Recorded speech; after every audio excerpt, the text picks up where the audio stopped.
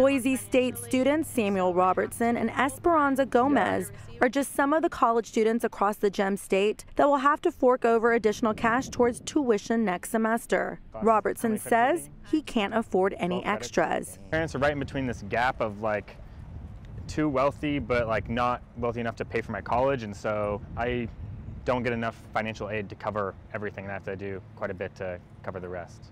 Wednesday evening, the Idaho State Board of Education voted to increase tuition and fees for full-time undergraduate residents and non-resident students at each of Idaho's four-year institutions. The requests were based on an increased cost of doing business, including a growing student body and an increasing cost of employee compensation recently approved by the legislature. These sorts of decisions are difficult for the board because they have to balance the cost that is incurred by students against what it takes to operate these institutions in an efficient and productive manner.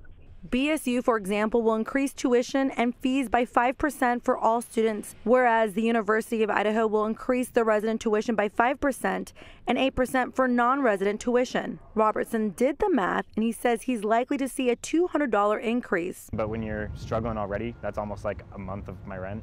He says he will have to count his pennies and make up the difference by eating ramen noodles and buying school supplies on Craigslist. But Gomez hasn't quite figured things out. She says she might have to get a third job. I'm just trying to stay positive at this point, but... Malia Kamal, 6 on Your Side.